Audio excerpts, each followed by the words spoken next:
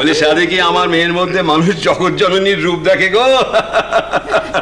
তা শোনো গো বৌরা, আগে ওকে ভেতরে নিয়ে যাও, ঠাকুর প্রণাম করাও, তারপর হাত মুখ ধুয়ে দুটো চিড়ে জল দাও, ও খাক, তারপরে শ্বশুর বাড়ির কথা জিজ্ঞেস করে যাও। যাও যাও যাও, শিগগিরি যাও। ভেতরে চল। আয় রে, চল রে শাহরুখ। কেমন ছিলি শ্বশুর ঘরে? হ্যাঁ রে ঈশ্বর। কি গো বলি, কেমন দেখলি ওখানে? ভালোই তো। ও, কোনো অসুবিধাই নেই। আমাদের জামাই বাবা জীবন কলকাতার মন্দিরে ঠাঁই নিয়েছেন। ও, এবং তেনারা সেটা মেনেও নিয়েছেন। তবে এখন যে মেয়েকে নিয়ে এলি, আবার কবে নিয়ে যেতে হবে সেসব কথা কিছু বললে? কেন শুধু শুধু আমাকে কথা বলা বলো তো বড় দাদা? রেগে যাচ্ছিস কেন? রেগে যাচ্ছিস কেন ঈশ্বর? আমি তো জানতে চাইছি। তবে হ্যাঁ, এবারে একটা পরিবর্তন দেখে এলাম। ও, আমাদের বেয়ান ঠাকুরুন একটু থিতু হয়েছেন, বুঝেছো? কোনো উচাটনি নেই। তিনি যেন জানতেন তিনি ছেলের বিয়ে দেবেন, বিয়ের পর ছেলে বউকে ঘরে রেখে দেশান্তরী হবে, তারপর তিনি বৌমাকে বাপের বাড়িতে পাঠিয়ে দিয়ে নিশ্চিন্তে থাকবেন। ওকে দোষিস নে রে ঈশ্বর, ওকে দোষিস নে। বলি, ওর জ্বালা তোরা কি বুঝবি? ঠিকই তো, আমরা আর কি বুঝবো? বেয়ানের জ্বালা বুঝি না, তোমার জামাইয়ের মহিমা বুঝি না, তোমাদের যে কিসে এত তৃপ্তি সেটা বুঝি না, আর বুঝি না আমাদের মেয়ের কপাল। কই গো, আমার শাড়ু কোথায়? শাড়ু কোথায়?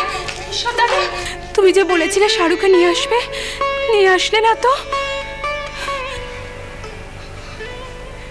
ওকে ওকে শ্বশুর বাড়িতে আটকে রেখেছে বুঝি? তোমাকে খালি হাতে ফিরিয়ে দিয়েছে ওরা?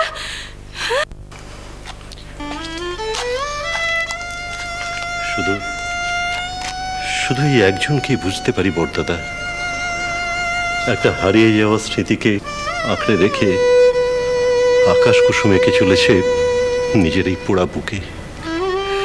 একটা নেই সুখকে টেনে নিয়ে এসে কষ্ট কল্পনায় বালির বাঁধ দেয় নিজের দুঃখের জোয়ারে।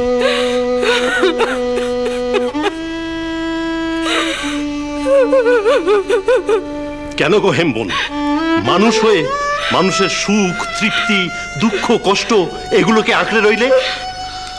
এদের মতো দেবী মহিমার জোয়ারে নিজের গাটা ভাসিয়ে দিতে পারলে না? ঈশ্বর, দোহাই তোর ভাই, আর এই সমস্ত বলে সংসারের উপর পাপের পাহাড় টেনে আনিসনি।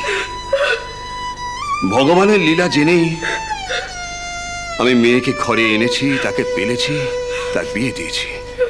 মানুষের আদলে মানুষ নয় জেনেও আমি যা করার তাই করেছি। সে যতটুকু মায়া বিস্তার করেছে, দেবতার লীলা জ্ঞান করেছি। আমি যা কিছু করেছি সজ্ঞানে করেছি ঈশ্বর। আমার মধ্যে কোনো সংশয় নেই। শোনো শোনো হেমবন, শোনো, নিজেদের জন্ম দেয়া মেয়েকে এরা দেবী ভেবে দেবতার পায়ে নৈবেদ্য দেয়, আর তুমি বোনের মেয়েকে নিজের মেয়ে ভেবে পদ্ম পাতায় জল ধরতে চাও।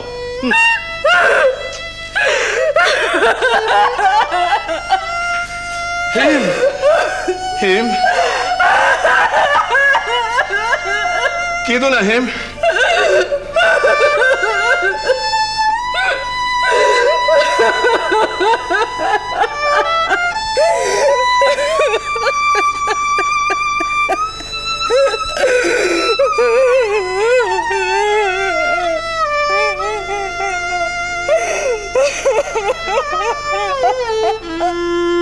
বউ,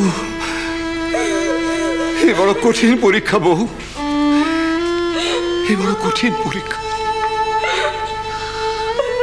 আয় পয়সার এপিঠ আর ওপিঠ, এপিঠে মেয়ে, ওপিঠে দেবী। বেছে নিতে হবে এপিঠ না ওপিঠ। এপিঠে জামাই আর ওপিঠে নারায়ণ। আমি আর পাচ্ছি না বউ, আমি আর পাচ্ছি না। সবাই মিলে আমাকে শেষ করে দেব, আমাকে শেষ করে দেব।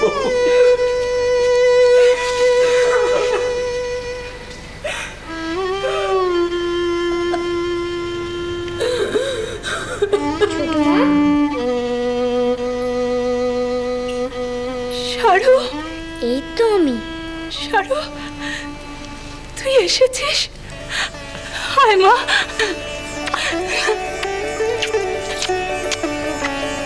শাড়ু, শাড়ু আমার, কতদিন পরে তোকে দেখলাম।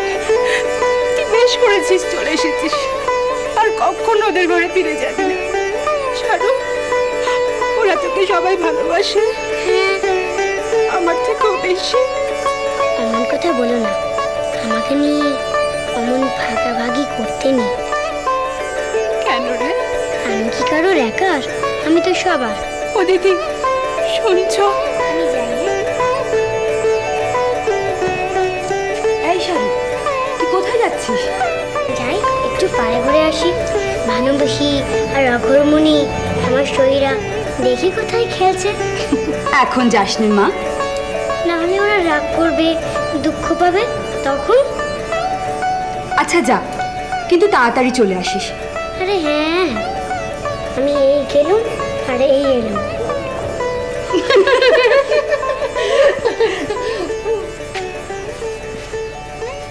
পাকা বুড়ি একেবারে। বোঝো তো, তুমি কোথায় চললে? সারু শহীদের সঙ্গে খেলবে ফিরবে, আমি আড়াল থেকে দেখব।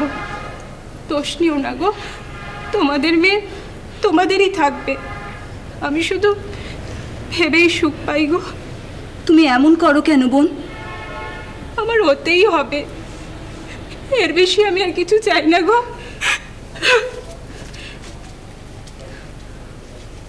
ও দিদি, এসব কি হচ্ছে? জানি নে রে, আমিও তো তাকে জিজ্ঞেস করি এসব কি হচ্ছে। মেয়ের কথা ধরনও যেন কেমন, ঠিক যেমন বায়না করা ছেলে মেয়েকে মা সামলায়, তেমন সব দিকে মেয়ের নজর। শ্বশুর বাড়ি, বাপের বাড়ি, খেলার সঙ্গী সাথী, সবাই যেন ওর চোখে সমান। এমনি বলে জগৎজননী। হয়তো তাই। হয়তো কেন, এই যে আকাশে সূর্য ওঠে, আলো দেয়, পৃথিবীতে বাতাস বয়, মেঘ থেকে জল পড়ে, এর কোনোটাই হয়তো নয়। সে সুস্থির কি আর মা আমাকে দেয়? নাইতে দেয় না, খেতে দেয় না, ঘুমোতে দেয় না, সব সময় তাড়িয়ে নিয়ে বেড়াচ্ছে। আজকাল আমার চোখের পলক পড়ে না, জানিস? আমি আরশির সামনে দাঁড়িয়ে দেখেছি, আমার দু চোখের পলক পড়ে না, পলক শূন্য। কি ভেবো বল দেখিনি? এরম করলে বাঁচবে তো? ছোট মা, তুমি না। কি জানি, এক এক সময় বড় ভয় হয়, জানিস? কখনো নিজেই ভাবি শেষ পেশটায় পাগল টাগল হয়ে যাবো না তো। শ্রীরাম